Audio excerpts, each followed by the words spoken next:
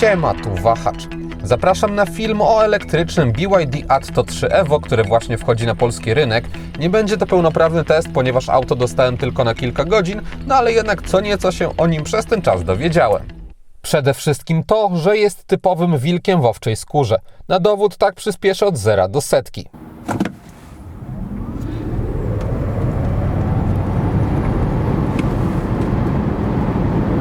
Mamy tutaj bowiem do czynienia z dwoma wersjami. Słabsza, nazwana Design, ma napęd na tył i moc 313 koni mechanicznych, a w mocniejszym Excellence, które dostałem do jazdy, jest 4x4 i moc aż 449 koni mechanicznych. I niby czytałem przed odbiorem o tych parametrach, ale patrząc na Atto 3 Evo z zewnątrz, łatwo można o tym zapomnieć, bo mamy tutaj do czynienia z neutralnie wyglądającym SUV-em, jak dla mnie aż zbyt neutralnie. Auto nie prezentuje się źle, ale mogłoby robić bardziej świeże i wyraziste wrażenie, zwłaszcza z przodu, chociażby bardziej nawiązywać do modeli BYD z SEAL w nazwie. Atto 3 Evo ma długość 445 cm i szerokość 187 cm i pomimo tego, co mówiłem na wstępie o wchodzeniu na rynek w Polsce, to ogólnie model ten aż taki nowy nie jest, ponieważ Atto 3 w niektórych krajach na zachodzie Europy oferowane było od 2022 roku. Teraz pojawia się w Polsce z dopiskiem Evo i oznacza to wyraźny lifting, który równie dobrze mógłby być kompletnie nową generacją, ponieważ może wygląd aż tak bardzo się nie zmienił, ale pod kątem technologii auto jest zupełnie nowe. Zacznijmy jednak od tego, co dzieje się we wnętrzu. W kabinie Atto 3 mamy miejscami nietypowy projekt, chociażby nawiewów. Mają one w sobie podejście, które mnie przywodzi trochę na myśl eksperymenty producentów z czasów bliższych początkom XXI wieku niż najnowszym. Kwestia gustu, jak dla mnie takie kształty bardziej pasowałyby do jakiegoś mniejszego samochodu, na przykład Delfin Surf. Do nietypowych elementów zaliczyłbym także klamki zintegrowane z głośnikami w drzwiach. Obsługuje się je w ten sposób. Jest to dosyć dziwne, ale jeśli chodzi o ergonomię, to szybko się przyzwyczaiłem.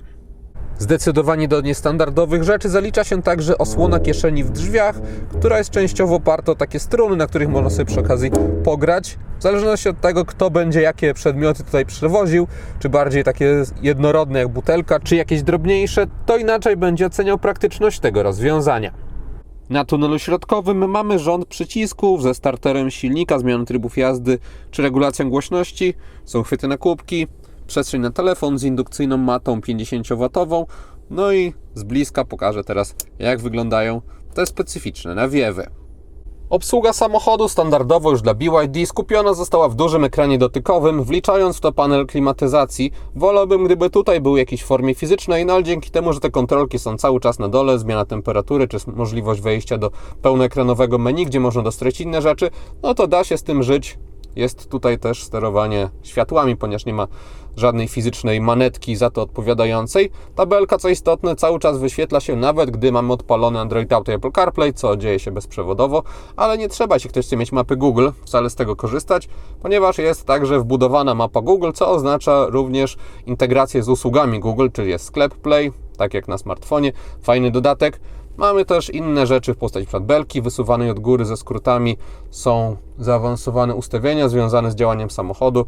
Jest wiele tutaj różnych kategorii i sporo rzeczy można sobie tutaj dostroić. Ogólnie system ten przez te kilka godzin nie sprawił mi żadnych problemów, nie zawieszał się czy coś i sprawia pozytywne wrażenie.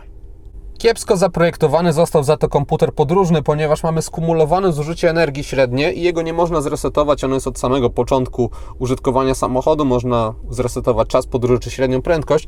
Mamy także komputer z ostatnich 50 km, ale on i tak kiepsko działa, to znaczy trzeba przejechać te 50 km, aby było jakieś miarodajne wskazanie. Jak przejechałem przez kilkanaście kilometrów, to było pokazywane jakieś 5-6 na przykład kilowatogodzin i później to cały czas rosło z każdym kilometrem. Jako że nie mogłem pokonać takich 50 km w jednostajnych warunkach, no to przez to nie powiem Wam, jakie było zużycie energii tego samochodu średnio niestety po takim krótkim teście. Poza tym mamy tutaj tylko wskazania ciśnienia powietrza i to by było na tyle. Z prawej strony są informacje z systemu audio, na środku asystenci bezpieczeństwa. Czcionki mogłyby być moim zdaniem trochę większe, biorąc pod uwagę, ile jest wolnej przestrzeni, ale ogólnie czytelność jest ok. Jeszcze sprawdzę, aby nie skrzywdzić samochodu złym słowem bez weryfikacji, czy to może wpłynie na średnie zużycie. No niestety w żaden sposób nie, więc jest raczej tak jak mówiłem, śledzenie zużycia energii jest niepotrzebnie utrudnione. Jakby ktoś nie potrzebował informacji z audio z prawej strony, to można sobie także wyświetlić mapę pełnoekranowo, albo co ciekawe jest timer, gdy się przełączy tryb na sportowy i przytrzyma przycisk. To jest możliwość mierzenia sobie czasów. Ciekawy dodatek, zwłaszcza, że Atto 3 mocy nie brakuje. Rozmieszczenie przycisków na kierownicy jest intuicyjne. Tutaj steruje się asystentami bezpieczeństwa, tutaj modyfikuje zawartość lewej strony komputera na zegarach, tutaj steruje się prawą stroną. Mamy także odbiór połączeń oraz obsługę audio.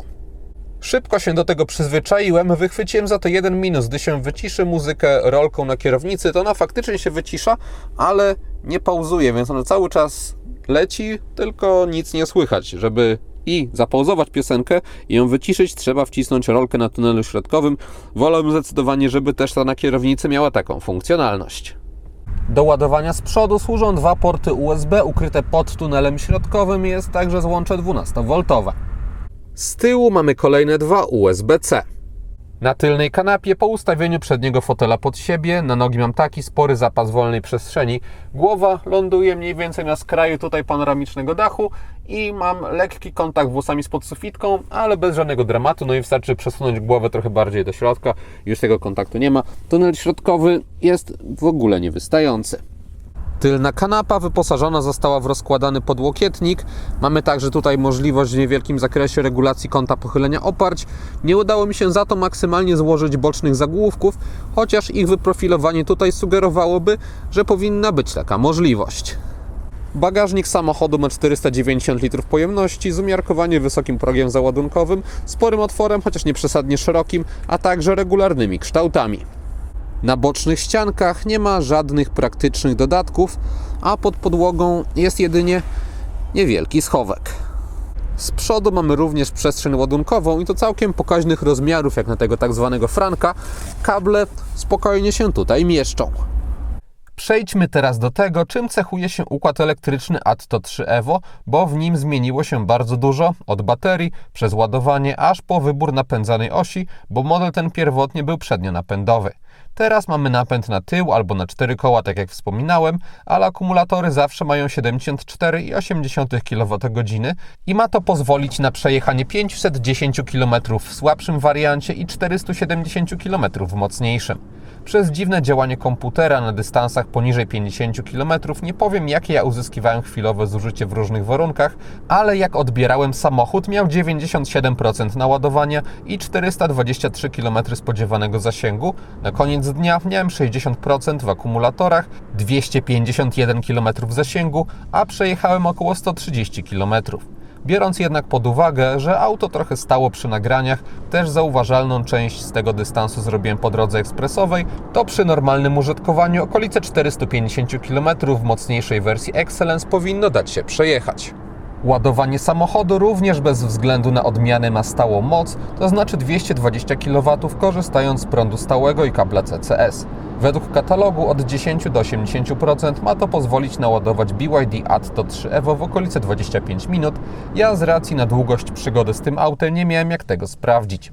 W ramach ciekawostki powiem jeszcze, że przed liftingiem moc ładowania była 3 razy mniejsza. Omawiany model wspiera też ładowanie prądem zmiennym z mocą do 11 kW poprzez kabel typu drugiego. Wracając jeszcze do zachowania układu elektrycznego, to oferuje on ogromny potencjał, jeśli chodzi o dynamikę, ale poza trybem sportowym i przy normalnym operowaniu gazem, samochód nie jest aż tak narowisty. Wciskając mocniej ten gaz, szybko pokazuje pazur, ale jak jeździłem w zwyczajnym stylu, to reakcje nie były rwane, więc to wypada ok. Nie podoba mi się za to, że nie znalazłem możliwości wyłączenia rekuperacji energii. W menu był tylko tryb zwykły i intensywny. Może da się to jakoś kompletnie dezaktywować gdzieś indziej, ale gdy ja jeździłem z rekuperacją odpaloną, to nie była ona bardzo agresywna, ale jednak odczuwalna i wolałbym tryb, który by ją zupełnie wyłączał. Może jednak jest to jeden ze składników, który ma wpływać na to, aby Atto 3 Evo w wersji Excellence nie było aż tak ostrym samochodem. Ja całościowo uważam, że taka moc do tego modelu jest kompletnie niepotrzebna. Nie powiem, przyspieszanie w trybie sport wywoływało uśmiech na mojej twarzy, ale na co dzień jakieś 200-250 koni byłoby tutaj w zupełności wystarczające, bo Atto 3 Evo jest w końcu SUV-em o rodzinnym przeznaczeniu. Układ kierowniczy stawia w tym modelu jednak całkiem spory opór, większy niż się spodziewałem. Na miasto może nawet trochę za duży, ale jadąc szybciej samochód dawał przyjemną pewność w zakrętach, zwłaszcza, że jest w nim też dosyć sztywne zawieszenie, więc nie czuję się aż tak bardzo, że mamy do czynienia z SUV-em, zatem spotkało mnie miłe zaskoczenie w tym obszarze. Gdybym jednak potrzebował bardziej kanapowego auta tego typu, to ta zaleta przerodziłaby się w wadę, bo jest jednak dosyć sztywna. Nie aż tak na mniejszych nierównościach, ale większe wyraźnie się czuje, zatem Atto 3 Evo może być propozycją dla osób, które nie chcą czuć sportowego ducha, gdy patrzą na auto z zewnątrz czy w środku, ale za to chcą trochę go poczuć, gdy już ruszą w drogę. Cennik samochodu jest prosty, mamy kwotę 176 300 zł za podstawowe design albo 189 200 zł za prezentowane Excellence, które różnią się nie tylko wyposażeniem, ale również z automatu także układami napędowymi i to głównie ten drugi czynnik wpływa na cenę, bo ogólnie już wyjściowo samochód jest bardzo dobrze wyposażony. Większość dodatków, które widzieliście, jest na pokładzie zawsze, dopłacając dostaje się rzeczy jak panoramiczny dach czy wyświetlacz head-up. Atto 3 Evo dopiero wchodzi na rynek w Polsce. Model ten nie doczekał się jeszcze nawet kategorii na stronie producenta, więc nie jest to auto, które można aktualnie od ręki kupić w salonach, ale oferta modeli BYD o normalnej dostępności jest u nas całkiem szeroka i chociażby mniejsze i też elektryczne Atto 2 obecne jest w ofercie leasingu operacyjnego u partnera Wahacz TV firmy Carlis Polska za 1533 zł miesięcznie. Ratę taką można mieć przy 20% wpłacie własnej, 4-letnim okresie leasingu i wykupie końcowym 30%, a dodatkowo widzowie kanału po wpisaniu w uwagach do zamówienia na stronie Wahacz Free mogą mieć darmowy transport do siebie wybranego auta. Link do oferty umieściłem w opisie filmu. Podsumowując, BYD Atto 3 Evo zaskoczyło mnie swoimi osiągami, bo w tak niepozornym nadwoziu ciężko spotkać takie przyspieszenie gdzie indziej, przy czym trudno jest mi to uznać za zdroworozsądkową zaletę tego modelu. Ale już zaliczyłbym do nich dobre właściwości jezdne, bogate wyposażenie i też naprawdę dobrą jakość wykonania, bo we wszystkich eksponowanych miejscach mamy tutaj ładnie wyglądające miękkie tworzywa, a jasna tonacja kolorystyczna dodaje całości sporo uroku. A to wszystko za wyraźnie mniej niż 200 000 złotych. I to wszystko z kolei, co ja przygotowałem o tym modelu. Dziękuję za uwagę i mam nadzieję, że film z pierwszymi wrażeniami się podobał. Jeśli tak było, zachęcam do dania mu łapki w górę, będzie mi z tego powodu bardzo miło. A jeśli ktoś nie ma, to zapraszam również do subskrypcji kanału, ponieważ kolejne materiały na Wahacz TV pojawią się już wkrótce. Na razie!